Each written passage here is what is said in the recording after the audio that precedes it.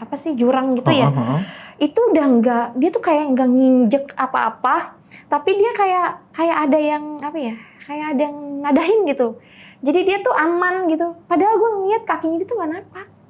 Si Aska ngelangkah, itu enggak jatuh, enggak kepleset, enggak apa, baru naruh kaki, jatuhin kaki, terus dia megangan ke pohon begini, itu yang sosok gede itu langsung set cepet banget narik tangannya, langsung Bismillah, istighfar Neng, kita enggak ganggu dia, kata dia gitu kan. Gue nggak mau pade, takut, karena dia di depan gue, terus dia ngejongkok, kepalanya kayak gini.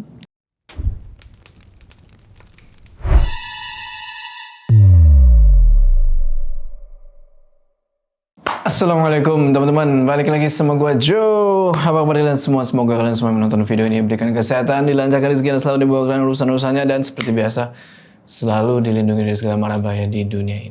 Kak Maya, kita langsung aja, soalnya udah pada kenal Kak.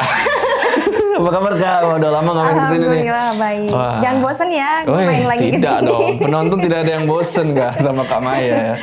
Nah, kenapa Kak Maya kesini lagi? Karena kemarin Kak Maya ini ke Gunung Kawi ini ya. Gunung Kawi, Pesugihan sama Gunung Butak ya, sebelahan kan tuh? Iya. Nah, cuma ternyata awalnya tuh lu bukan pengen naik gunung sebenarnya kan ya? Iya, sebenarnya memang nggak ada niat ke situ. Nah, lu cerita lu diajak kulineran nih sama salah satu orang nih kan. Iya. Kuliner apa ya? Mencari kuliner yang mengandung bantuan gaib ya. mistis, iya, gitu. Ya, pesugihan lah gitu kuliner. Tapi banyak loh Jawa Timur, banyak. Banyak ya. Soalnya deket kan sama sumbernya. Nah, terus kok lu akhirnya bisa sampai naik gunung tuh gimana? Singkat aja deh. Jadi awalnya kan emang diundang buat kulineran kan, kulineran. Akhirnya kita cerita-cerita tentang hal-hal mistis. Dan kebetulan gue juga penasaran sama yang namanya Gunung Kawi. Oke. Nah, yang ngajak gue juga, dia juga punya permasalahan yang bisa dibilang keluarganya itu masih ada ikatan pesugihan gitu. Jadinya kita ya ujung-ujungnya ke Gunung Kawi. Tapi pada saat itu kita niatnya emang buat naik gunung. Kita pengen tahu juga kayak gimana sih Gunung Kawi kan. Dan akhirnya nggak sempet naik Gunung Kawi, kita pindah ke Butak. Oh, Butak. Oke. Tahan dulu Kak. Yaudah kita nggak usah lama-lama lagi. Udah siap? Mode horor akti, kok senyum akti. Nah Kak Maya, itu lu kuliner ya? Pertama kan lu diajak kuliner lu kan tuh. Kuliner mencari yang memakai pesugihan. Nah itu lu kuliner ke rumah makan yang gede-gede apa yang kecil-kecil?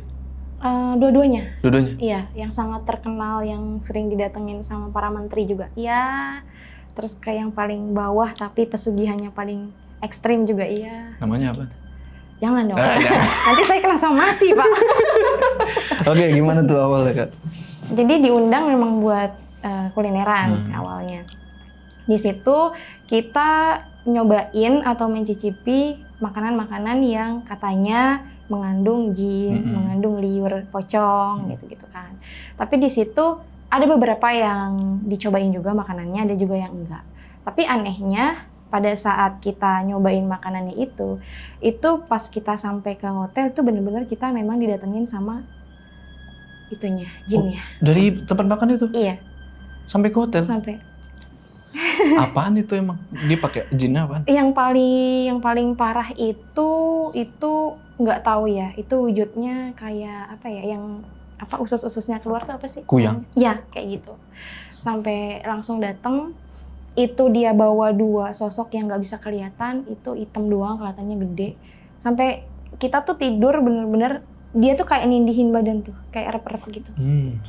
Dan pas bangun tiba-tiba matanya si Aska nih suami gue itu udah merah, yang sebelah kanan itu tiba-tiba aja dan nggak bisa melek sama sekali. Itu kenapa? Itu gara-gara kita membahas dia. Matanya aja merah? Iya, jadi dia sih mimpi katanya. Aku sebenarnya mimpi itu ada yang datang. Dia kayak bawa tombak trisula gitu katanya. Terus dia nyamperin aku, ngedeketin, pertama nyekek. Terus kan dia kayak berontak gitu kan. Dan karena dia berontak akhirnya ditusuk lah sama si itunya. Matanya? Iya. Oh jadi pas bangun merah? Iya, itu udah bener-bener naik gunung juga nggak bisa ngelihat. Jadi cuman kayak satu mata gitu. Tapi lu kulineran gitu, emang lu melakukan hal-hal yang membuat mereka marah? Karena dia tahu gue, dia ngelihat gue, maksudnya kok ini orang bisa ngelihat gue sih gitu. Dan gue ceritain juga pada saat kita makan, kita berbisik-bisik ngomongin si makhluknya itu. Oke. Sampai kita datengin satu kuliner itu yang benar-benar keciri banget. Jadi di tangan yang tukang masaknya itu dibalut sama kain kafan. Hah? Ya beneran ini. Oh gitu? Iya. Dibalut pakai kain kafan terus dikaretin. Gue hitung karetnya itu ada 7. Tapi Karet gelang itu? Karet gelang. Tapi anehnya dia lilit sebelah kiri tangannya. Terus dia ngegoreng kan pakai tangan kanan ya. Dan ini tuh cuma diumpetin ke belakang gini. Oh gitu? Iya. Terus gue liatin karena kan dia lokasinya pinggir jalan. Pakai tenda-tenda gitu doang kan. Masaknya pun bener-bener kayak orang prasmanan, kayak mau kawinan gitu, kayak tenda-tenda biasa gitu kan. Nah gue tuh ngeliatin dia masak, jadi hadap-hadapan tuh gue duduknya. Sampai gue diginiin sama yang ngegoreng yang cowok ini. Kenapa? Ada masalah ya? Dasar netizen. Demi Allah dia ngomong kayak gitu. Netizen? Padahal cuma ada gue doang di situ. Gue memang kayak penasaran gitu kan. Akhirnya si ibu-ibu yang sebelahnya yang pakai kain kafan itu, dia kayak nggak enak diliatin, dibuka kain kafannya, ditaruh di kayak tampak atau bakul gitu ya, dimasukin terus ditutup juga pakai kain putih. Itu kafan juga? Iya. Terus dia kayak bawa-bawa yang peralatan yang mau dicuci, ditaruh. Maksud gue gini loh, kalau emang nggak ada apa-apa, kenapa harus dibuka gitu? Ya udah tuh bawa aja kan deket ya. Ini dibuka terus kalau mau ngegoreng dia pakai lagi. Itu pedagang apa sih? Itu nasi. Pecel lele? Nasi campur. Nasi campur? Iya. Oke. Itu bercampur dengan kulit-kulit si pocong yang udah busuk. Di situ tuh dia pakainya itu. Kulit-kulit pocong? Ya. Dan kalau gue telusurin lebih dalam, itu pocongnya itu saudaranya sendiri yang dia tinggalin. Jadi pocongnya jadi jin pesugihan itu? Iya. Dia berdiri gitu, yang gue lihat ya, dia berdiri, kain kafannya udah kayak kebuka, cuma ada satu ngiket di bagian tengah. Itu kan kulitnya udah kayak gitu kan, busuk-busuk gitu ya. Dia tuh kayak begini doang, cuma dia diikat ya, nggak bisa kemana-mana sih pocongnya. Jadi bawahnya emang udah prasmanan nasinya, dia jatuh-jatuh gitu. Oh itu yang bikin enak? Iya, itu bau banget waktu gue ke situ. Oh. Itu waktu si Aska nyobain itu. Yang enak. matanya tiba-tiba sakit pulang. Pas nyobain itu. Tapi pas lu makan itu, lu makan kan? Gue nggak. Oh lu nggak makan? Tapi dia penasaran, pengen coba. Gue bilang jangan, tapi dia penasaran mau nyoba kan. Pas baru nyampe lidah, langsung muntah. Tapi orang yang makan di depan kita, dia ngerasa, Mbak, saya jauh loh rumahnya. Tapi saya bela-belain makan di sini. Kalau dibawa pulang nggak enak. Dia sendiri yang ngomong. Oh, fix berarti itu ya. Dibawa pulang nggak enak ya. Gitu. Nah yang paling parah apaan tuh?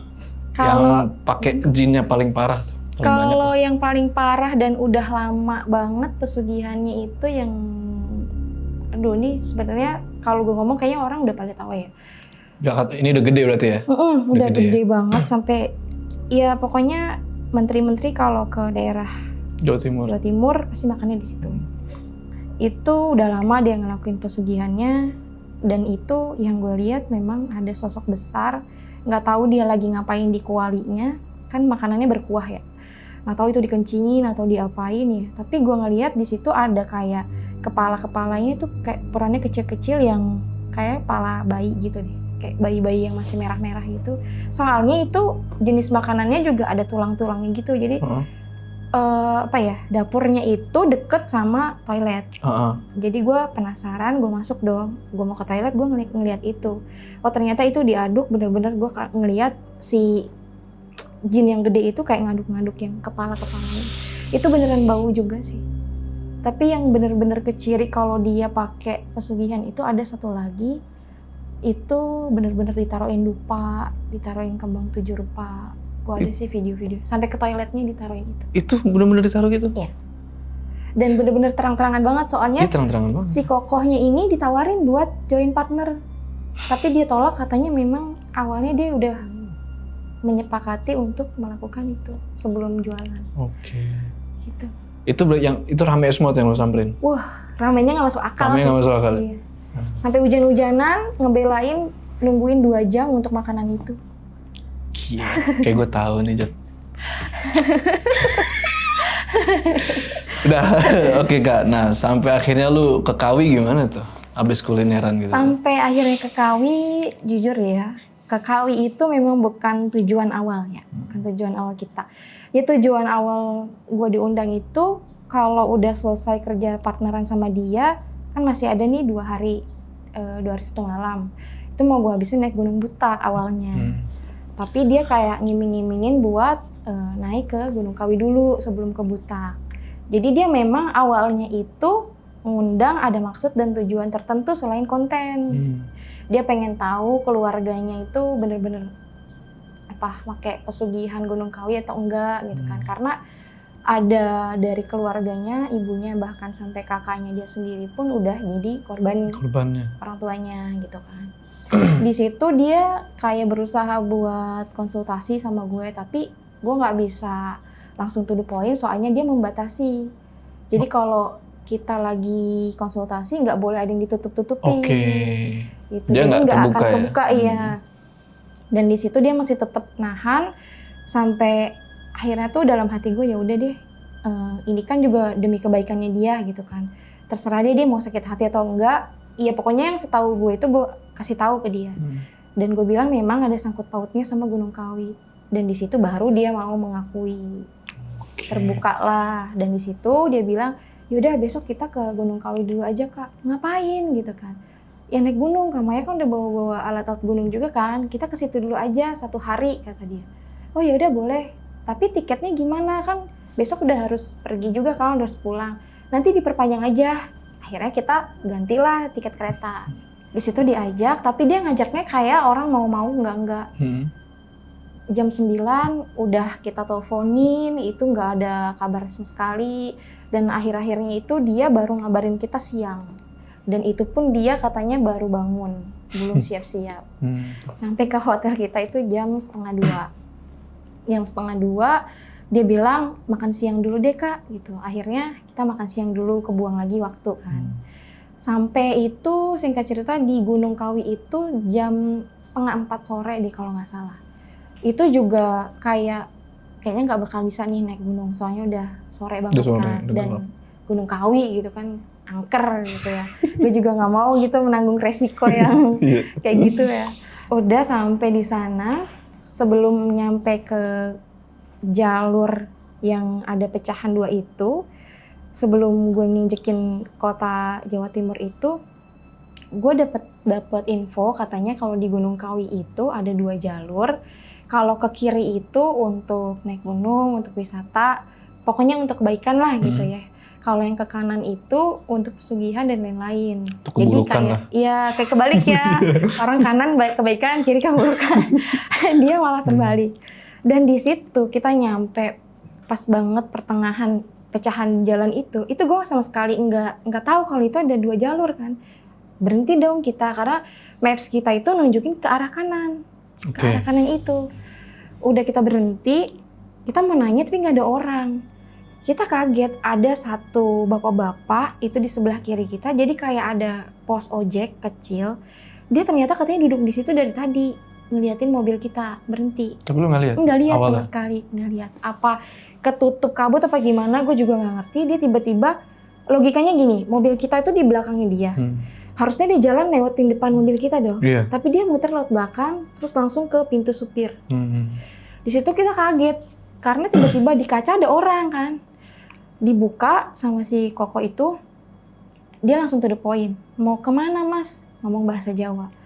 Kalau mau untuk ngelakuin pengarisan, pesugihan dan lain-lain, to the point aja. Kalau di sini katanya. Di situ gue merinding kan. Wah, kok jadi ke pesugihan?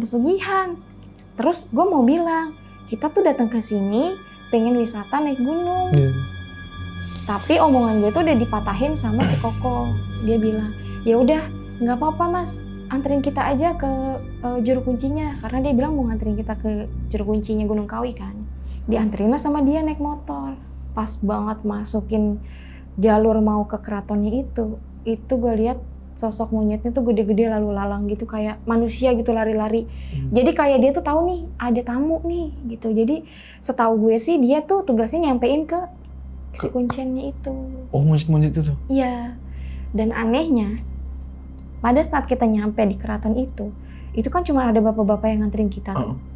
Itu gue ngeliat kok sepi banget, itu kabut udah mulai tebel kan. Wah nggak mungkin nih naik gunung kayak gini. Dan gue bingung nih jalurnya kemana, karena ini kan makam semua. Gue lewat mana kalau naik gunung kan. Nggak lama gue lagi celinguk nyariin situasi orang lah di sekitaran situ. Ada satu bapak, pakainya hitam-hitam semua, celananya hitam, baju hitam, pakai belangkon. Terus dia posturnya itu kayak kepalanya mendem ke dalam, gede badannya. Di belakang gua dia tiba-tiba kayak truk gituin lehernya. Kan bunyi banget tuh, kedengeran kan. Astagfirullahaladzim. Terus dia bilang, cuci muka. Dia langsung nunjukin ke gue gitu kan. Pas dia nyuruh gue cuci muka, gue kaget kenapa gue datang suruh cuci muka. Orang jelas-jelas gue datang ke situ juga udah mandi kan. Udah cuci muka aja katanya gitu. Hah, gue bingung di mana? Karena gue nggak ngeliat ada toilet. Ada di sana sebelah kiri kata dia. Gue ke kiri, si Koko juga ke kiri tuh. Jangan jadi satu. Kamu ke sana di ujung sebelah sana kata dia gitu kan. Kamu cobain air eyang yang di sebelah sana untuk cuci muka. Gue dengan bingungnya, akhirnya gue ke toilet itu. Ya udah dengan tujuan gue cuci muka biasa aja, nggak yang aneh-aneh kan. Tapi si Kokohnya itu dituntun sama si eyangnya. Gue nggak tahu deh tuh disuruh baca apa, disuruh ngapain. Oh pas cuci muka itu? Iya. Nah si Aska ini diajak ngobrol sama yang nganterin tadi. Jadi kayak udah ada bagian masing-masing kan. Pada saat dia selesai nganterin si Koko, gue nggak tahu kenapa si Kunceni ini tiba-tiba nyamperin gue pas gue keluar dari kamar mandi cuci muka. Dia bilang, anak kamu udah 2 ya? Oh, gue kaget dong. Hah? Apaan ya maksudnya dalam hati gue kan? Kok tiba-tiba ke anak? Gue udah deg-degan kan? Kok tahu? Gue gituin kan. Mbak, di sini tuh kejawen kata dia. Iya saya tahu kejawen. Emang kenapa kalau kejawen? Gue nanya kan. Ya kamu gak usah kaget kata dia. Saya tahu kamu juga punya guru spiritual kan. Masih kakek kamu kan dia bilang. Iya terus kenapa gitu. Udah sini. Gue diajak tuh sama dia. Dia bawa pulpen sama dia tulis di tangannya. Tulis nama. Terus ada 3 nama. Ada silsilah kayak anak keberapanya gitu-gitu kan. Dia nanya ke gue, bener nggak ini nama teman kamu yang punya tujuan datang ke sini? Pas gue ngeliat, dalam hati gue nyebut ya, astagfirullahaladzim, kok tahu gitu kan? Padahal kita belum ada kompromi, belum ada apa-apa, dan gue di situ juga kayak masih bingung nyari mana kuncennya. Tiba-tiba dia ada di belakang kan. Kuncennya yang palanya gini tuh? Iya, yang ngobrol itu. Udah dikasih lihat, bener nggak? Ini namanya dia, ini nama mamahnya, ini nama kakaknya, terus dia anak kedua. Kalau nama sama anak kedua saya tahu, tapi kalau untuk nama mamahnya sama untuk nama kakaknya saya nggak tahu kan, kita baru kenal gitu kan. Oh ya udah nggak usah dipikirin. Saya nanti langsung tanya sama dia. Nggak perlu tanya, saya tahu maksud dan tujuannya kata dia gitu kan. Udah tuh diajak, kamu ke sana. Gue dituntun, Eyang maaf, yang punya keperluan kan bukan saya, teman saya. Apa nggak dia aja yang diajak ngobrol, karena gue takut, soalnya dia udah nanyain nama anak gue, segala macam kan. Siapa nama anak kamu, siapa? Terus dia bisikin di telinga gue kayak gini, tenang aja, di sini nggak ada yang menumbalkan anak. Oke. Tapi dia nanya nama anak. Iya ngapain gitu. Coba? Iya, di situ gue bohongin nama anak gue, karena dia terus-terusan nanya gitu kan, siapa nama anak kamu? Dia sebutin asal-asalan kan. Terus dia bilang, enggak, kayaknya namanya bukan ini, kata dia gitu. Terus gue langsung alihin tuh omongannya.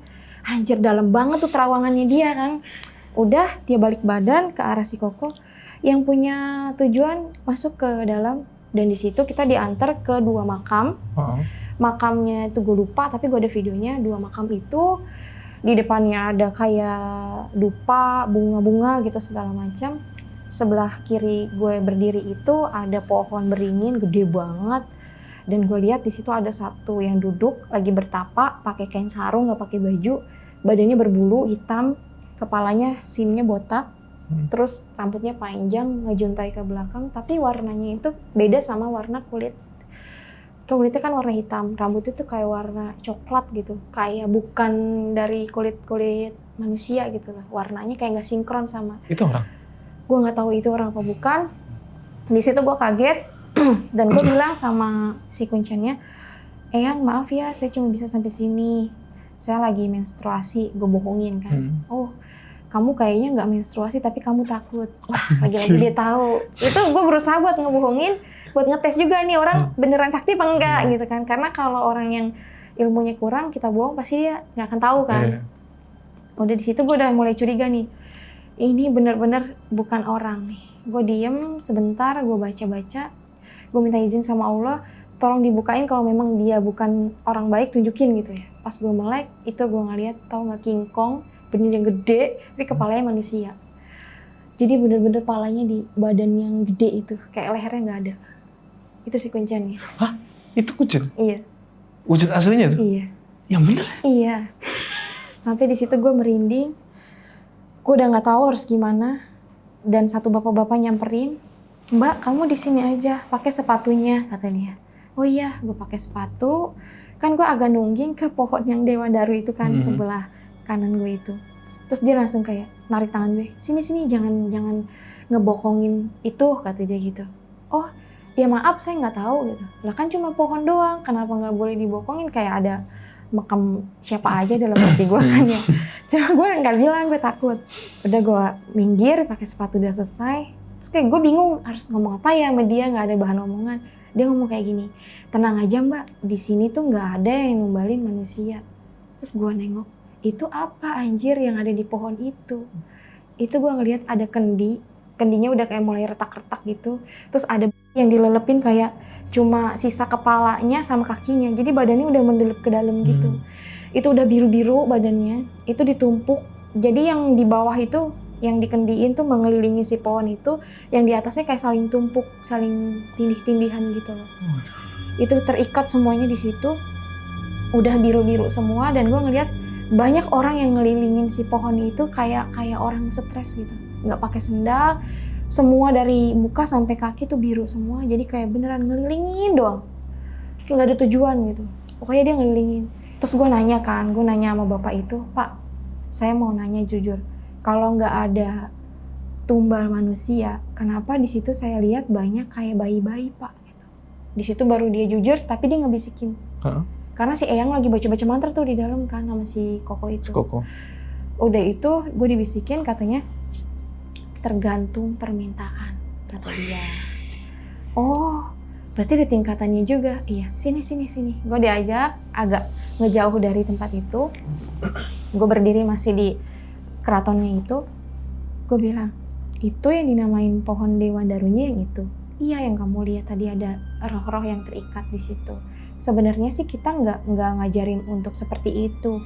Tujuannya dia datang tanpa juru kunci, ngelakuin ritual sendiri di pohon itu. Jadi dia perjanjian sama jin yang ada di situ. Katanya dia sih kayak gitu. Cuma kembali lagi dalam hati gue, jin itu nggak ada yang tahu tujuannya manusia dan gimana cara dia komunikasi kalau nggak ada juru kuncinya. Sedangkan orang yang datang di situ belum tentu orang yang bisa ngelihat si jinnya itu kan.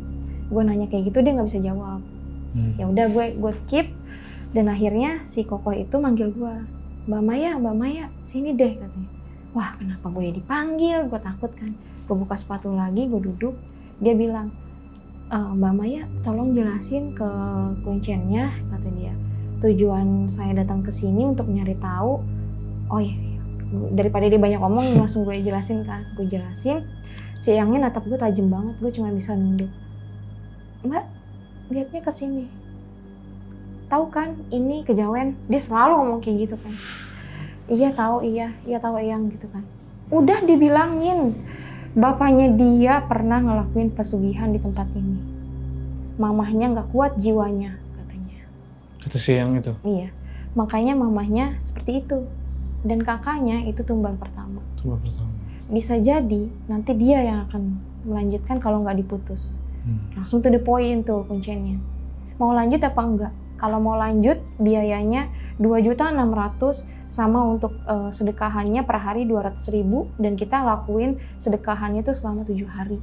Jadi total 1,4 sama 2,6 itu udah 4 juta kata dia. Sanggup atau enggak? Terus langsung kembali lagi sama yang punya tujuannya, gue gituin kan. Terus dia kayak bingung gitu, tapi saya masih mau nanya. Gue bilang, di sini udah nggak bisa realistis. Dia tuh udah to the point, mau lanjut apa enggak. Kalau lanjut lu ngasih uang dulu 4 juta baru dia mau nerawang lu lebih dalam. Di situ dia sempet-sempetnya masih kayak, ya nggak bisa kayak gitu, nggak bisa nipu kayak gitu, kata dia. Udah deh, sekarang kalau emang nggak mau, udah bilang aja nggak sanggup gitu kan. Oh nggak bisa, saya punya uang. Iya terserah, gue mundur dong. Di situ gue mundur karena gue udah nggak mau ikut campur urusannya dia. Dia mengiyakan ternyata. Padahal dalam hati gue udah semoga dia tuh nggak melanjutkan gitu kan. Ternyata dia bilang, ya udah, tapi uang saya ada di mobil. Terus si Eyangnya ngomong gini, bener ya, ini bukan janji-janji aja ya katanya. Soalnya kalau udah janji pasti kamu akan saya kirim untuk nagih janjinya. Di situ gue udah takut tuh karena dia bilang kalau nggak jadi akan ditagih janjinya. Iya. Akhirnya kita ke mobil terus dia bilang ternyata uangnya nggak cukup Eyang. Kamu bisa ambil nanti di bawah dekat rumah saya ada untuk narik uang kata dia. Terus kita nggak jadi naik gunung nih kata gue gitu kan. Terus dia kayak marah gitu sama gue. Nggak boleh, pokoknya kamu nggak bisa naik gunung. Lihat ke atas kata dia. Gue lihat emang cuaca gelap banget kan. Cepet pulang, udah mau maghrib kata dia. Udah mau maghrib kan, udah gelap banget. Kamu nanti di rumah saya ada yang saya mau omongin sama kamu. Gue udah takut tuh di situ. Wah dia nunjuk gue kan. Ya udah akhirnya kita batalin, nggak jadi naik Gunung Kawinya. Besoknya akhirnya kita ke Gunung Kawi, Gunung Butak. Nggak jadi ke Kawi, kita ke Gunung Butak. Tapi sebelum kita pulang kan kita disuruh ke rumahnya si itu dulu tuh, si yang itu kan. Si kokonya katanya ngambil duit, diantar sama yang tadi nganterin kita tuh awalnya. Terus ibu-ibu yang punya rumah itu, yang mau transaksi tukar itu duitnya. Dia bilang katanya nulis pakai kertas. Mas, awas hati-hati, itu penipu katanya. Tapi gue nggak tahu nih siapa yang benar siapa yang salah. Karena gue ada di dalam rumahnya si Eyang itu ngobrol. Dia gue tes segala macem, dia tahu jawabannya dan bener-bener sampai ke intimnya, sampai gue shock gitu. Kalau emang dia ilmunya nggak tinggi, mungkin nggak nyampe ke jawaban itu dia tahu gitu. Tapi di situ bener-bener kayak wah ini orang udah bukan manusia gitu kan. Udah itu, terus dia bilang, panggil teman kamu, jangan kelamaan nelfon. Saya tahu itu dia cuma pura-pura katanya. Kalau nggak mampu bilang aja, saya nggak maksa, nggak ada paksaan di sini katanya. Nggak lama dia ngomong kayak gitu, si Koko nelpon. Itu angkat orangnya nelpon. Gue keluar dong, nggak gue angkat. Terus dia bilang, gimana ya Kak Maya, dia nih penipu. Tenang kok, jangan teriak-teriak di rumah orang, ini kampung orang. Koko tadi ke warung ngapain gitu kan. Tadi mau ngambil uang tapi kan nggak jadi segala macam kata dia. Dia bilang katanya itu penipu. Oh ya udah, mending ke dalam jelasin kalau emang uangnya mau dipakai atau apa bilang aja nggak jadi gitu. Nanti lain waktu kalau ada rezeki baru ke situ lagi atau gimana deh terserah. Pas dia masuk ke dalam, gue ke warung depan rumahnya si Eyang itu ada warung mie. Gue nanya sama ibu-ibu, Bu maaf, saya mau nanya. Ini bener nggak sih rumahnya Juru Kunci Gunung Kawi? Dia jelasin dengan baik banget ngejelasinnya. Mbak, bener di sini rumah Juru Kunci Gunung Kawi. Tapi di sini tuh juru kuncinya banyak katanya. Dan kalau memang tadi temennya si Mbak dimintain uang, sekarang seperti ini logikanya.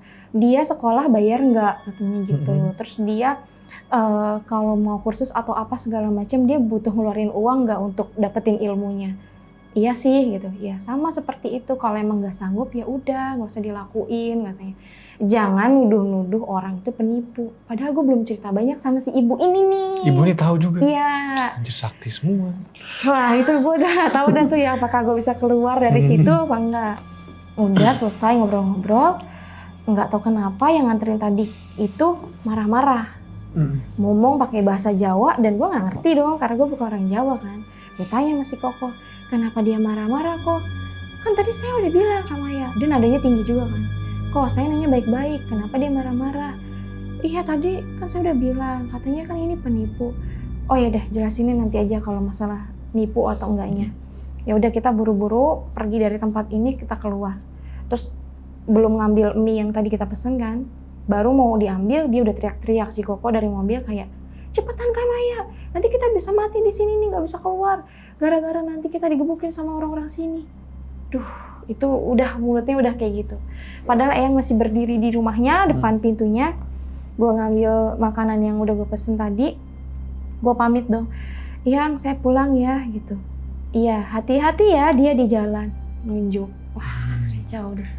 Gue masuk di situ, gue ngobrol-ngobrol kayak ngasih pemahaman juga lah ke si Koko biar dia paham, tapi tetep aja dia nggak mau ngedengerin omongan gue juga, kayak masih kayak nantang gitulah. Akhirnya udah kita pulang lagi, gue pulang ke hotel, dia pulang ke rumahnya, dan besoknya kita mau naik Gunung Butak, tapi emang gue jujur nggak mau ngajak dia.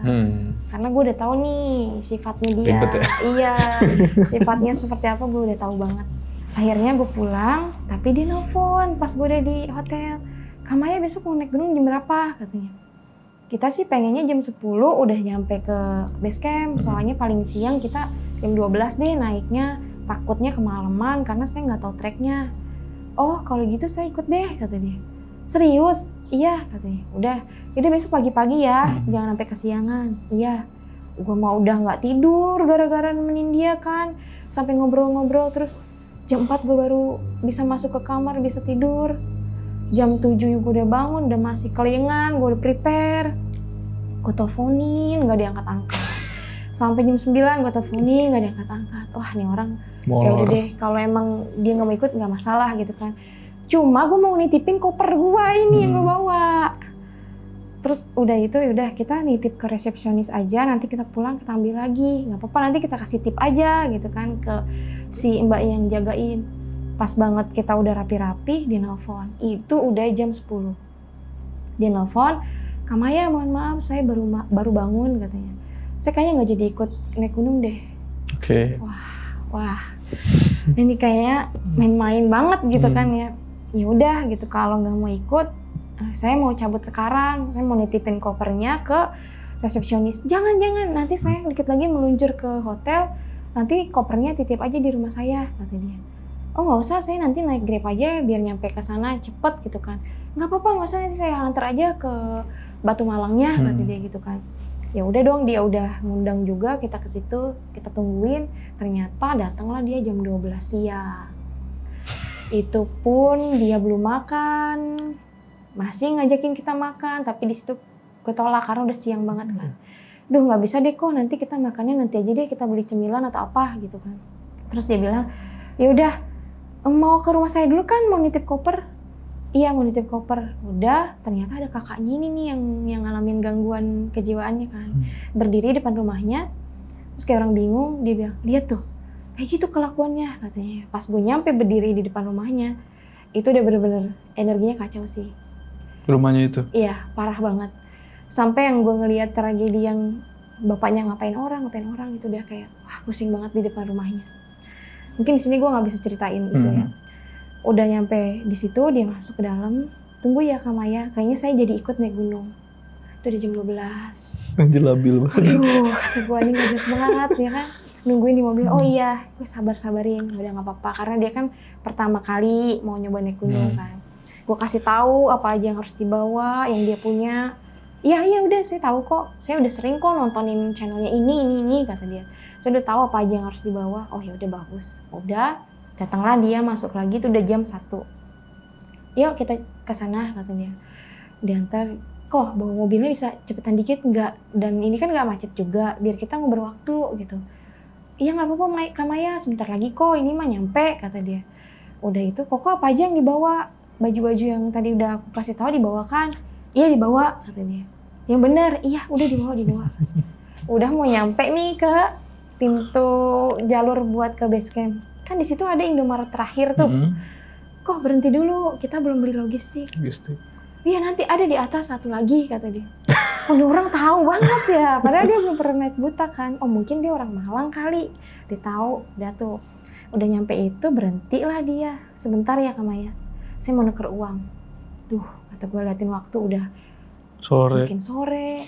Terus dia keluar mobil, masuk lagi. Ternyata dia nukerin uang 10 ribuan, dan mungkin dia mau beramal apa nggak ngerti ya, niatnya dia bagus sih ya beramal. Cuma di sini gue kayak agak, kok ini orang mau ngebagiin uang tapi caranya kayak apa ya, kurang pantas lah. Kan yang dia bagi ini orang tua, dia klaksonin kenceng banget karena yang dia bagi itu para petani yang pulang dari ladangnya kali ya, pakai motor, terus dia klaksonin kenceng banget gitu kan. Dia nggak turun.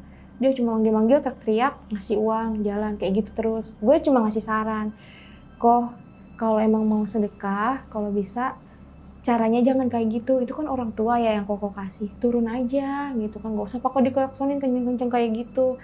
Oh nggak apa-apa Maya. Di sini kan jalurnya nggak bisa buat parkir mobil. Mobil kalau diparkir bisa-bisa turun kata dia gitu kan. Oh ya udah, dia nggak ngambil masukan gue kan. Dia jalan, akhirnya lupa lah dia. Oh Kak Maya ternyata di sini nggak ada Indomaret. Muter balik lagi lah kita ke bawah, belanja. Dia nggak ngerti apa aja yang harus dibeli. Udah gue jadiin satu, sama dia balik-balikin lagi. Ini kebanyakan. Kok nggak apa-apa, ini kita butuh logistik yang lumayan. Karena kan kita mau sewa gate juga. Yeah. Jadi kita makan itu buat berempat. Tapi aku hitung bukan berempat. Koko, Aska sama gate-nya aku hitung dua porsi. Jadi ya biar banyak aja gitu kan. Daripada kurang. Biar kita kecukupan lah gitu. Sama dia enggak usah, udah cukup, saya cukup makan 2 pop mie aja. Dalam hati gua, lu makan soto 2 mangkok kemarin enggak cukup kok, ini mau pop mie 2 gitu kan. Naik gunung lagi. Capek kan. Udah. Oh, gitu ya. Gua ambilin lagi kan. Oh, enggak apa-apa, nanti biar aku aja yang bayar gitu kan. Mungkin dia takutnya dia yang bayar apa gimana kan. Tapi pas sampai di sana, mas nggak usah mas, pakai uang saya aja kata dia. Udah nggak apa-apa, kayak debit aku aja. Jadi berantem tuh kita cuma buat bayar doang. Udahlah, udah pada makan waktu ya udah biarin dia yang bayar. Akhirnya kita jalan, sampailah kita di base camp Gunung Butak jam 3. Kita nyari lagi gate-nya yang mau nganterin kita. Panderman tuh? Iya, kita via Panderman. Terus dicari-cariin gate-nya, dapet lah gate-nya ini yang punya kemampuan yang bisa dibilang ya sama seperti gue lah gitu. Cuma dia belum mau mengakui dari awal. Cuma gue udah tahu dari awal. Supaya gue mau break dulu bentar ya. Kenapa? Aduh ya Allah, bentar dulu.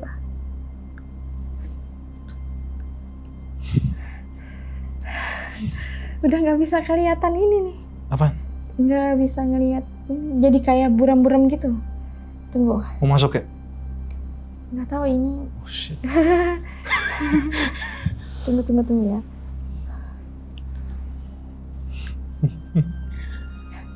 Aman? Aman. Tunggu. Aduh. Tujuh, tolong ambil air.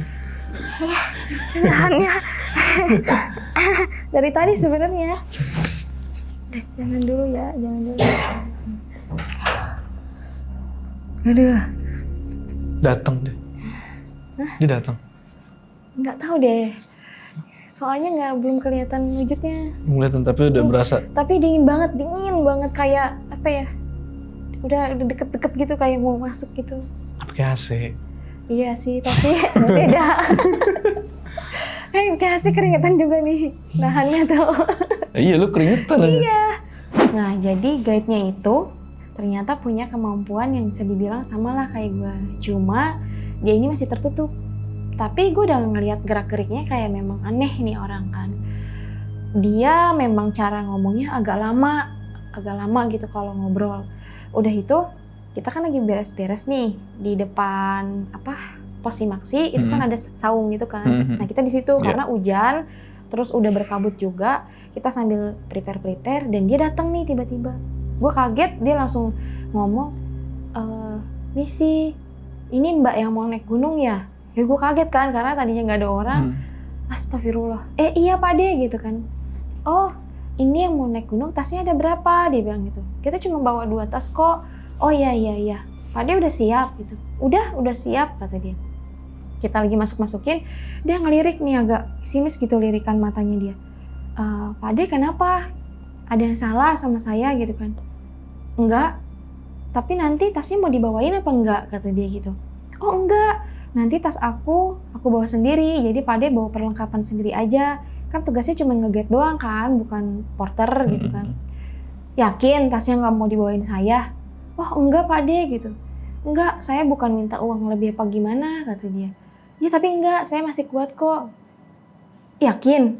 Ada 3 kali dia mastiin kalau gue tuh kuat apa enggak gitu buat bawa. Iya Pak De, insya Allah saya kuat. Terus si bapak-bapak yang tadi ngurusin si Maksi kita, dia ngomong, ini mah udah sering naik gunung gitu, kuat masa nggak kuat? Dia bercanda kan. Iya doain ya Pak, biar saya bisa kuat sampai ke minimal pos 3 aja buat ngecamp gitu kan. Jangan dipaksa ya Mbak, kuatnya sampai pos 2, ngecamp aja di pos 2, kata dia. Setiap pos kita bisa kok ngecamp, kata dia gitu. Oh iya Pak, iya doain aja. Udah selesai, kita prepare, jalan. Mbaknya jalan duluan ya, si Pak De ngomong gitu kan.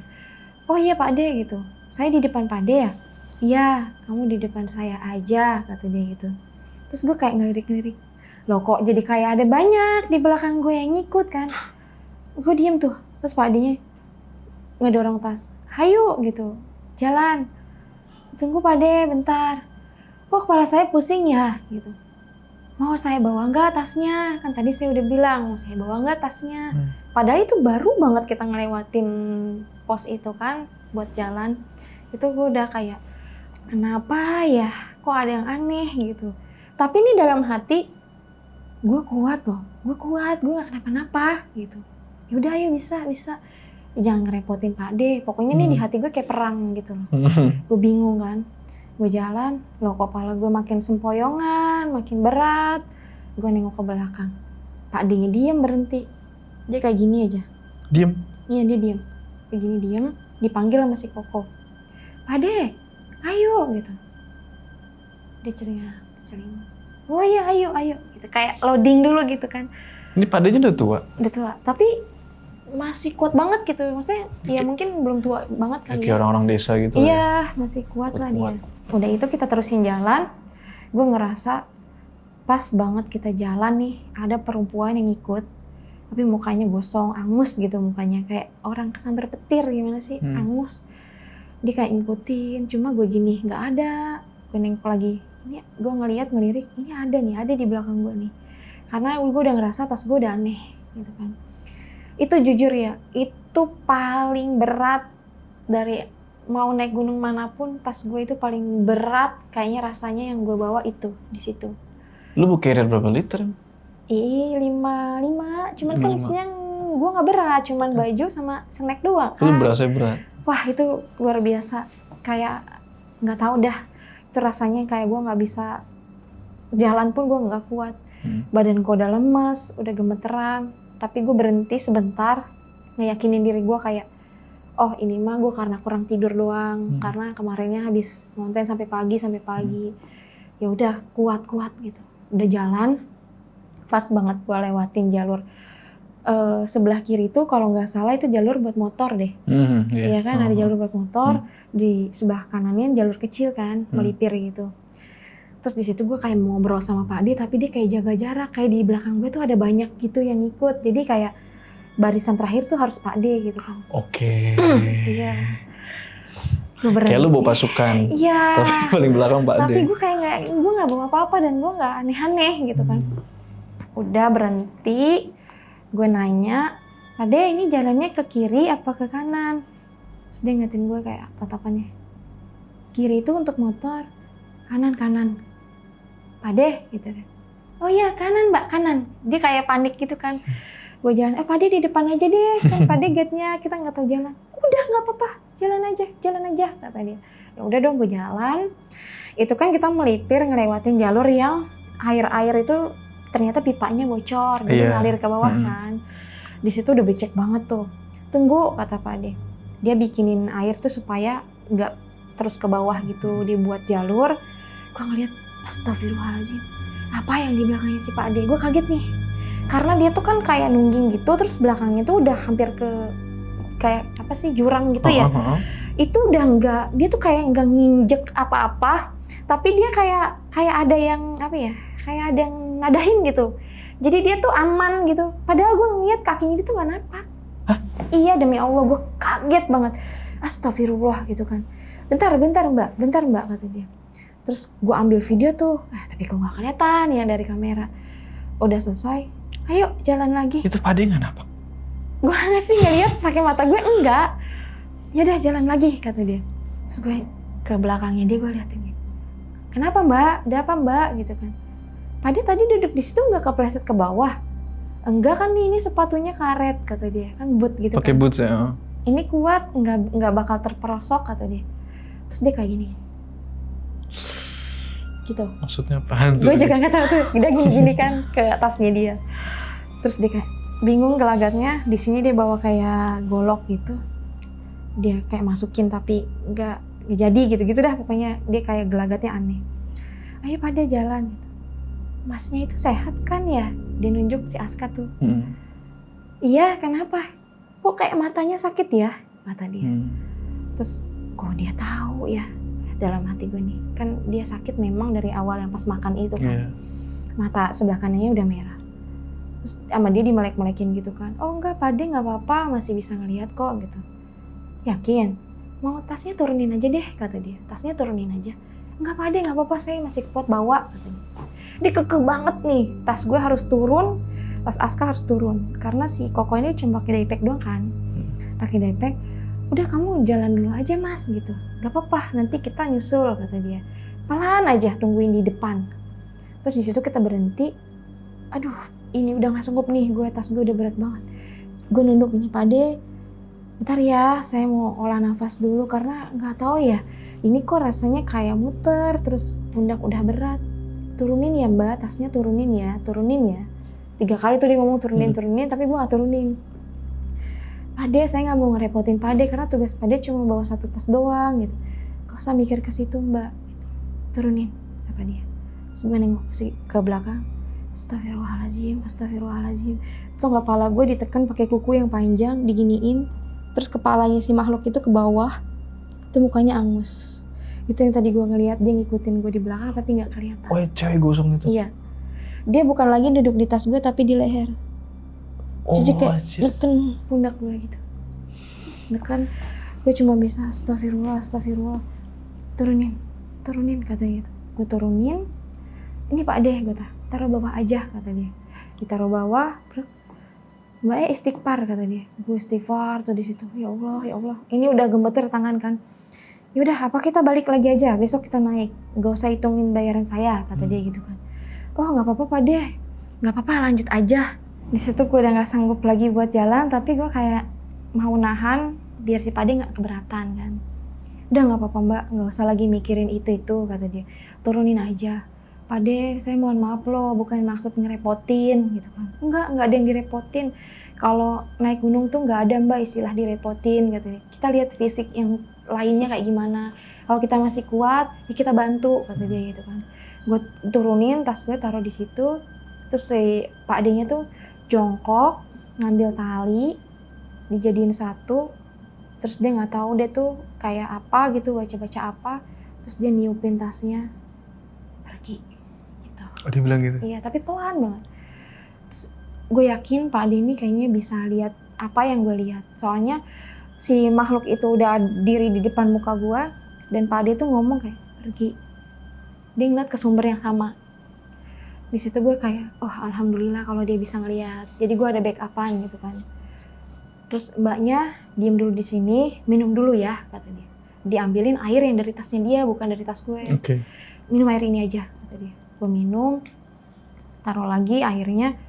Ya udah jalan mbak gitu. Dia jangan diresapi, jangan terlalu dirasain, biarin aja mbaknya istighfar aja kata dia.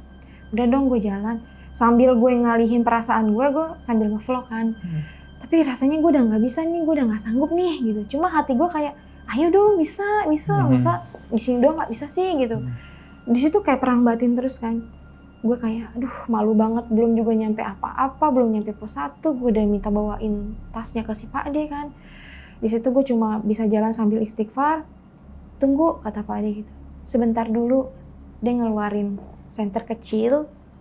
Dia nyenterin ke pohon-pohon kayak gini. Gue ngeliat di situ, aduh, kecil, hitam, telinganya kayak panjang gitu melengkung. Dia lari-lari. Tuyul?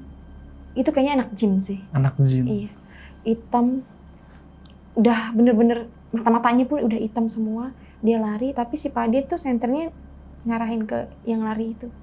Jadi gue sama dia tujuannya sama. Ih, satu ini lu ya. Sama-sama ngeliat. Terus ditegur sama si Koko, Pade, kenapa? Katanya gitu. Ah, iya nggak apa-apa, jalan aja, kata dia. Kita jalan lagi, Terus si Koko nih penasaran, coba seapa sih beratnya tasnya Mbak Maya? Coba saya mau coba, nggak apa-apa Pak De, jangan larang saya Pak De. Dia ngomong agak ngotot gitu kan. Jangan larang saya mau tes mental saya aja katanya. Sampai mana saya kuat kata dia. Astagfirullahaladzim dalam hati gue. Omongannya bisa pelan nggak? Gue gitu kan. Kok pelan kok omongannya, jangan terlalu tinggi. Oh kenapa? Nggak apa-apa kan? Kata dia gitu. Terus dikasih tasnya sama si Pak De, dia bawa tuh tasnya di jalan. Baru beberapa langkah dia, Pak De, aku nggak sanggup kata dia gitu. Kayaknya ini beratnya aneh nih, tas ini nih katanya, pakai bahasa Jawa kan. Oh ya udah nggak apa-apa, sama Pak De disatuin lagi. Gue bilang Pak De, enggak depan belakang gitu. Enggak, harus pakai tali. Jadi dia kayak punya tali tersendiri gitu. Harus pakai tali aja kata dia. Oh ya udah. Padahal dia itu naliin cuma satu tali doang. Terus tas gue jadi miring-miring gitu kan. Kan jadi berat tuh di beban ke dianya kan. Nggak apa-apa, nggak boleh kata dia. Pantangan kalau naruh tas di depan kata dia. Tapi gue nggak tahu itu pantangannya apa. Kita lanjut jalan lagi. Singkat cerita kita sampailah ke pos 1. Baru nyampe pos 1 tuh ya? Iya, nyampe ke pos 1 itu jam 4:30 karena kita jalan 4:30. 1 jam kita jalan. Itu tuh pakai senter berarti udah gelap dong?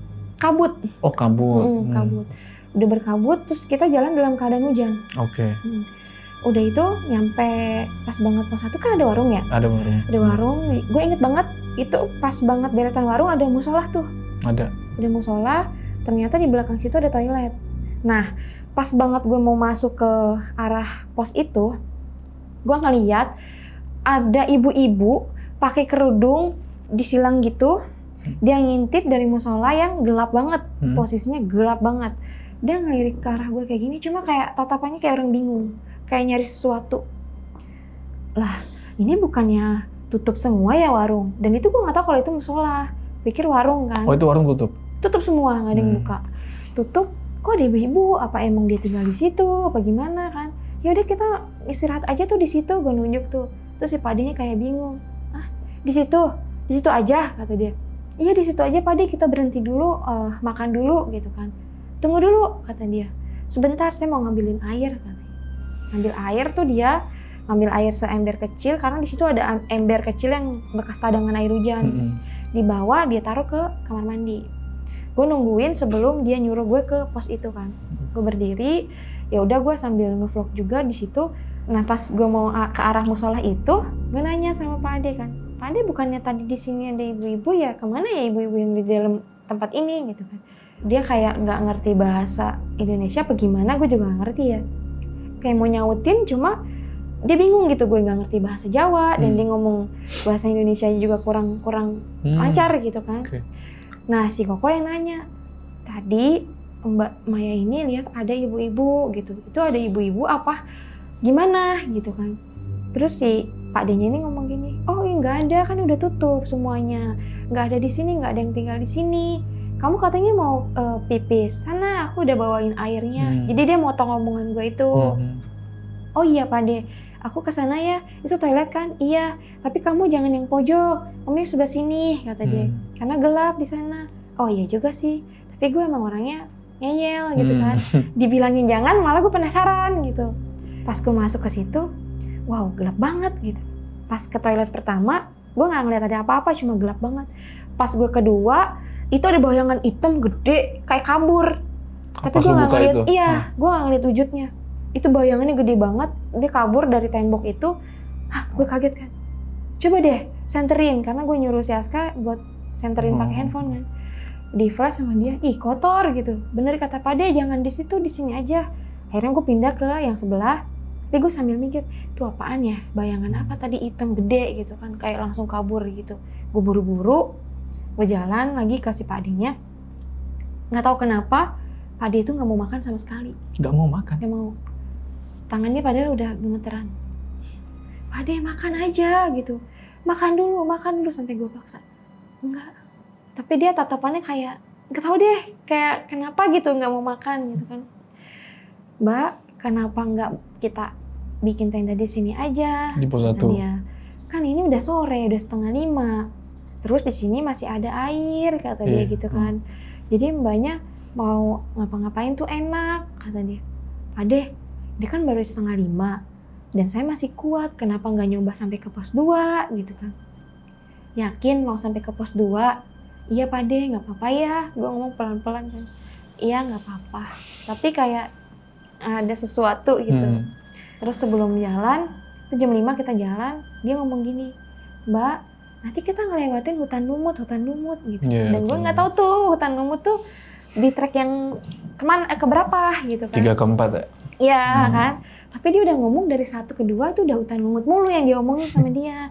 Oh iya Pak De, iya kata dia gitu. Udah jalan duluan kata. Tapi tuh dia spare-nya agak lama gitu. Kita udah jalan, gue sampai nungguin dan dia itu cuma jalan kayak nggak tahu gini-gini terus dia. Apa kayak lagi zikir apa gimana ya nggak ngerti. Kepalanya tuh kayak gini terus gitu sepanjang jalan. Terus Pak De, iya Mbak, jalan Mbak ke sana, lurus ke sana kata dia. Dan di situ kita jalan itu ada satu pohonan yang kayak udah rapet banget, udah kayak nutupin ke atas gitu kan. Kan gue agak nunduk-nunduk gitu kan. Terus dia kayak sebentar, yang udah masuk ke depan biar aja jangan balik lagi kata dia. Ternyata dia motong kayu. Oke. Dia motong kayu, nggak tahu itu kayunya di apa, dibolak-balik sama dia, terus dibuang. Udah kita lanjut jalan lagi, sampai kita nemuin trek itu di pertengahan sebelum tanjakan PHP kalau nggak salah namanya. Iya, tanjakan PHP. Di tanjakan sebelum tanjakan PHP percabangan itu, kan iya ada percabangan.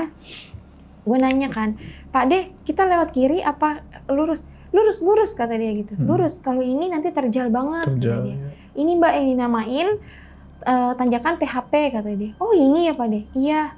Terus gue kayak astagfirullahaladzim. Itu ada orang berdiri pakai lampu headlamp tuh terang banget. Sampai gue silo banget ngeliat dia. Terus gue bilang astagfirullah. Kenapa Mbak ya gitu kan? Itu tadi ada lampu ya Pak De nyenter ke sana ya gitu. Oh enggak kata dia. Terus dia kayak maju ke depan. Dia balik lagi natap ke gue. Udah gak ada apa-apa. Dia ngomong kayak gitu. Jadi dia ngeyakinin kalau gue tuh udah diem aja, nggak usah diomong gitu. Udah kita lanjut jalan lagi. Disitulah si Pak D ini aneh banget. Dia berhenti. Itu udah gelap kan, udah gelap banget. Posisi udah bener-bener udah gelap deh, ketutup sama kabut. Pak D berhenti. Terus dia ngeluarin senternya dia lagi. Dia gerakin ke kiri, dia gerakin ke kanan. Gue bingung nih orang kok rame sendiri gitu kan ya. Tapi gue belum lihat tuh di situ ada apa. Ada apa yang disenter sama dia. Gue berhenti, gue mandangin dia kan. Loh, gue ngeliat di situ lama-lama wujudnya gede banget. Itu kayak kaki. Gede banget. Sampai gue ngeliat ke atas tuh. Astagfirullahaladzim. Itu cuma sedengkul doang. Itu hitam, bulunya tebal. Dan kayak lagi naik gini. Kakinya kayak mau jalan gitu, tapi jalannya lama banget. Oh, lagi ngangkat kaki gini. Iya. Gitu kan. Makanya sama Pak De di center tuh, kaki itu dia ke kiri, dia ke kanan, itu gede banget. Jadi kalau dia mau jalan tuh ngelangkahin kita. Anjir. Oh, ngelangkahin jalur? Iya. Jadi Pak De ngeliat kaki yang ini dulu, terus dia kayak nyenterin gitu ke sana. Dia mastiin. Dan di situ gue gue yakin banget si Pak De ini emang bisa ngeliat. Gue diem. Itu lu ngeliat atasnya nggak? Itu gelap banget. Gue nggak bisa ngeliat. Cuma yang gue lihat yang tadi itu kaki. Terus si Pak De berhenti sambil bener-bener kayak nyenterin banget gini. Gue perhatiin lagi kan. Kok dia nyenter ke arah sana? Tuh ada mata gede warna merah. Tapi matanya tuh kayak merem melek gitu. Kayak merah redup. Itu apaan? Mata doang? Iya. Oh. Nggak tahu dari semak-semak dari mana tuh dia, tapi kelihatan tuh kayak nyala-nyala gitu. Kalau gue bilang kunang-kunang, gede banget ya, 2. Dan itu dia berkedip gitu. Dan Pak De juga nyenter ke arah sumber yang sama. Si Koko udah mulai panik, dia udah bilang, Mbak Maya, ini apa kita di pos 2 aja, nggak usah lanjut lagi sampai pos 3, kata dia. Iya nggak apa-apa kok, nanti kita lihat aja di sana, kita kuatnya sampai mana gitu kan. Udah jalan dia udah panik banget di situ. Udah tuh kita terusin lagi perjalanan kita. Di situ tuh kayak Pak De ngomong gini, Mbak 3 kali. Padahal gue udah nyaut tapi dia masih manggil terus. Iya Pak De gitu. Dia kayak gitu. Kenapa Pak De gitu kan? Dia ngelirik ke arah gue. Diam. Pak De, sampai digituin kan sama si Koko kan. Hah, iya lurus jalannya.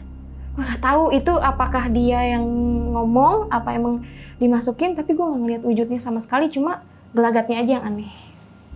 Dia diam di situ, gue jalan lagi kan, pas banget mau nyampe pos 2, si Pak De ngomong gini, udah gak bisa lanjut, kita diriin tenda aja di sini. Cukup 2 kata dia gitu. Pos 2 tuh?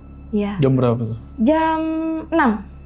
Oke, maghrib pas. Jam 6 di situ nyampe di pos 2 dan di situ gue ngeliat kenapa gue nggak mau ngecamp di pos 2 karena banyak banget sosok perempuan di situ, terus mukanya angus sama kayak yang tadi nempel di badan gue itu yang berat banget gue ngerasa itu banyak banget di situ. Pak De, saya takut di pos 2 gitu kan. Gak apa-apa, dia banyak tapi dia nggak ganggu. Sambil kayak gitu matanya kan ke gue kan. Aduh, si Pak De. Kita jalan apa di sini nih gitu kan. Masih jam 6. Terus besok kalau kita ngelanjutin dari pos 2 itu sangat-sangat jauh sampai ke puncak kan. Pak De, boleh nggak kita lanjut jalan lagi sampai ke pos 3?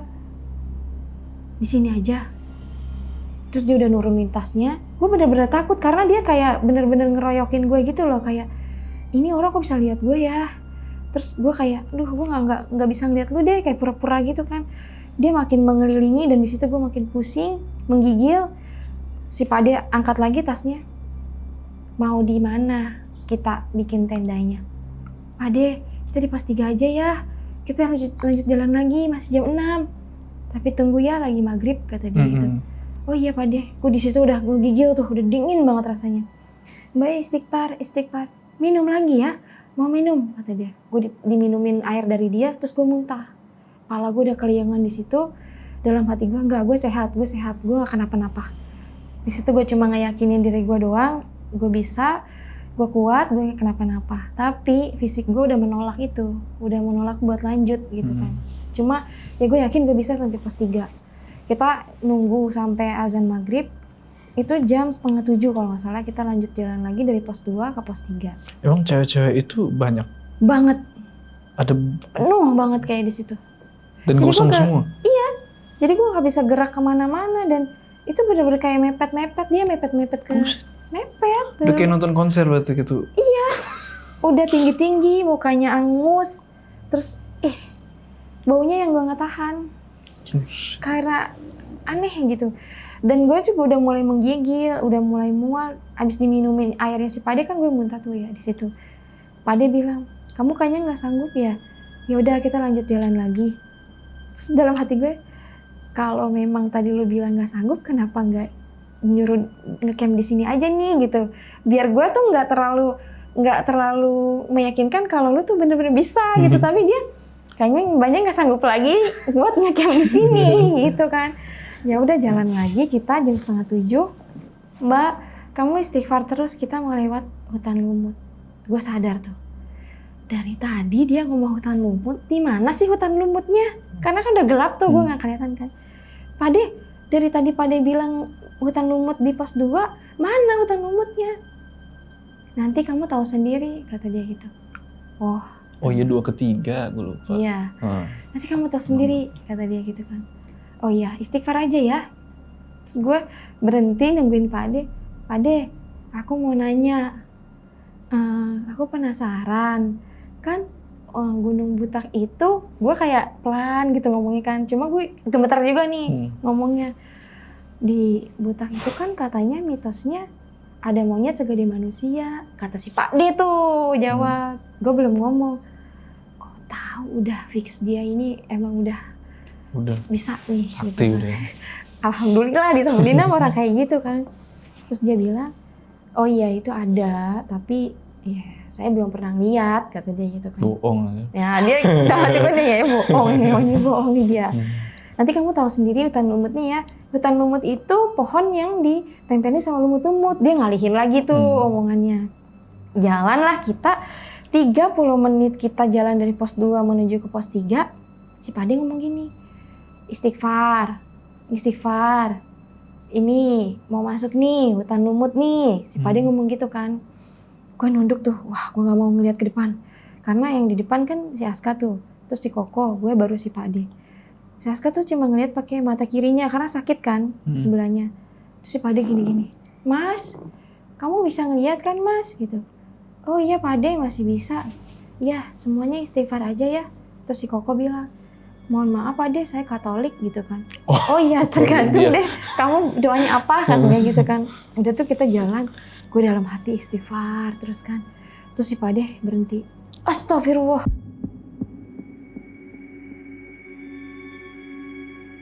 Nah, gimanakah kelanjutan dari cerita Kak Maya ini? Apa yang bakal terjadi nih di dalam hutan lumut itu malam-malam? Jujur aja, gue pernah ke Gunung Butak dan gue lewat hutan lumut itu siang-siang dan suasana di siang aja itu udah gimana gitu ya di hutan lumut itu. Nah gimana kalau Kak Maya nih yang lewat hutan lumut itu malam-malam? Apa yang bakal terjadi? Tonton di part selanjutnya. Oke, sebelum kita berpisah jangan lupa kalian like video ini dan bagi yang belum subscribe, ayo subscribe sekarang ke channel ini supaya kalian gak ketinggalan part selanjutnya dari cerita ini. Gua Joe. Sampai ketemu di cerita selanjutnya, part selanjutnya.